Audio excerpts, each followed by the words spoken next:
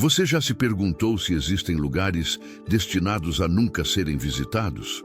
Portas seladas para jamais serem abertas? O nosso mundo esconde mistérios que poucos ousam explorar. Entre eles, o Vaticano é um dos mais enigmáticos. Mais do que um centro espiritual, ele é um cofre de segredos tão antigos quanto o próprio tempo, guardados a 7 chaves, segredos que nem os mais altos membros do clero admitem conhecer. Hoje, você vai ouvir o testemunho de Domenico Altieri, um homem comum que passou anos nas sombras do Vaticano. Faxineiro por profissão, conhecia cada canto dos bastidores da cidade sagrada. Ou pensava que conhecia até o dia em que recebeu um convite que mudaria tudo. Durante os 12 anos em que limpou os confins do Vaticano, Domenico aprendeu uma lição fundamental. Algumas portas não deveriam ser abertas, e talvez nem notadas. Ele era invisível, contratado para o trabalho que ninguém queria. Porões abafados, túneis esquecidos, corredores onde o silêncio era mais pesado que o ar. Numa noite de inverno, um supervisor o abordou discretamente, sem formulários ou explicações. Apenas lhe entregou uma chave e disse: Armário 3, antiga. Limpe e saia. Era o tipo de ordem que ele nunca questionava. Mas desta vez, algo no número gravado na chave fez sua pele arrepiar. Um desconforto estranho o tomou. E ao consultar seus mapas internos, percebeu que aquela sala simplesmente não existia. Seguindo o caminho indicado, Domenico entrou num corredor esquecido pelo tempo. As paredes de pedra, úmidas, pareciam sussurrar a cada passo. As luzes tremeluziam, como se relutassem em iluminar seu percurso. Ao final, uma escadaria em espiral surgia. 43 degraus, ele contou. No fundo, uma porta de madeira pesada, sem identificação. A chave girou sem resistência. E, quando ele empurrou a porta, não foi o frio que o atingiu, foi o cheiro, um odor denso de papel antigo, madeira podre e formol. Um cheiro que o corpo reconhece antes da mente processar o perigo. A sala era tomada por sombras alongadas. No centro, um altar de pedra lustrada dominava o ambiente.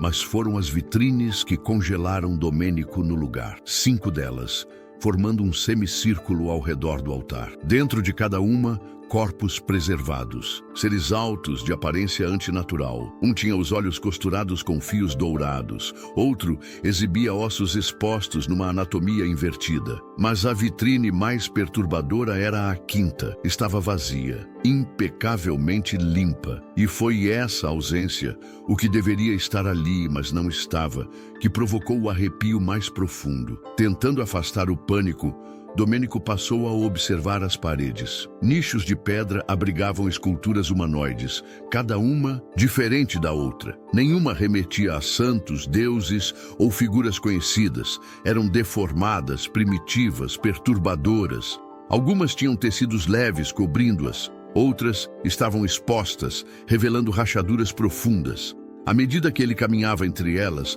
uma sensação incômoda o perseguia. Era observado. Não era paranoia. A pele sentia o que a mente recusava aceitar. As esculturas pareciam acompanhar seus passos com olhos invisíveis, numa vigília silenciosa e ancestral. Numa mesa próxima, papiros antigos estavam dispostos cuidadosamente, junto a cilindros de pedra e um caderno de couro desgastado. Havia inscrições em latim, hebraico e línguas desconhecidas.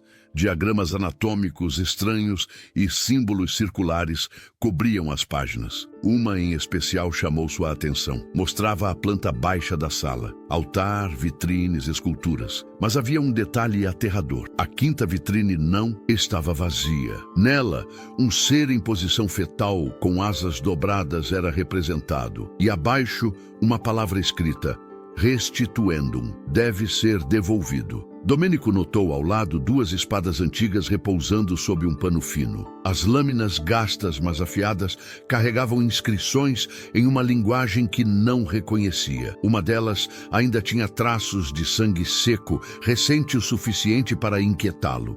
O ambiente não parecia abandonado. Não era um depósito, nem um laboratório. Era um santuário, um lugar de culto ou de contenção, e não estava esperando ser descoberto. Estava esperando algo, ou alguém. Seus olhos voltaram à quinta vitrine. Algo o atraía, não por curiosidade, mas por um impulso silencioso e irresistível. Aproximou-se. No canto inferior, um pedaço de papel envelhecido colado ao vidro trazia uma mensagem manuscrita em latim. Espere, ainda não é hora. Aproximando o rosto, sentiu algo ainda mais estranho. O vidro estava quente, como se algo ali dentro respirasse. De repente, um som atrás dele, passos arrastados. Girou-se rapidamente. Nada. Mas o vidro da vitrine agora estava embaçado, como se alguém tivesse exalado do interior. No chão, entre duas pedras soltas, viu um objeto metálico, um botão, gravado com o mesmo símbolo encontrado na sala e no caderno. Duas esferas ligadas por uma linha oblíqua. Diziam que esse selo não pertencia à igreja, mas a algo ainda mais antigo. Movendo a pedra, revelou uma abertura escura, uma escada em espiral descendente. Foi então que a ouviu. Uma voz abafada, vinda das profundezas, chamando seu nome. Contra todo instinto de sobrevivência, Domênico desceu. 32 degraus. O cheiro era denso, úmido, carregado de uma antiguidade palpável. No final, um corredor escavado à mão, paredes curvas e teto baixo. A voz não vinha de fora. Ela parecia ressoar dentro de si, íntima, conhecida. No fim do túnel, uma porta metálica. Através da pequena janela gradeada, viu uma sala circular, ainda menor e mais opressora que a primeira. Símbolos pulsantes cobriam as paredes. No centro, uma cadeira de contenção de madeira gasta e correias grossas. Próximo, um tanque de vidro manchado, testemunha silenciosa de algo que ali foi mantido.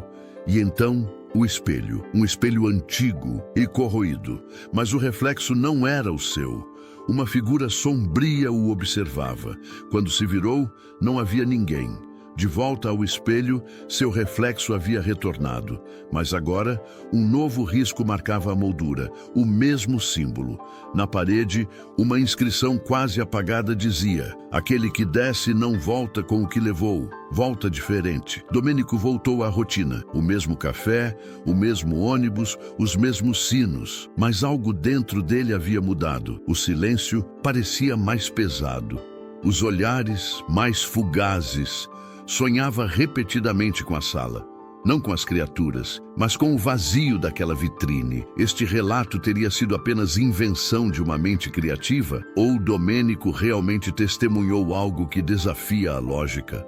Será que o Vaticano esconde segredos tão profundos que nem imaginamos? Estariam eles guardando seres de outro mundo, entidades esquecidas ou algo ainda mais antigo do que qualquer religião? Talvez seja melhor nunca sabermos.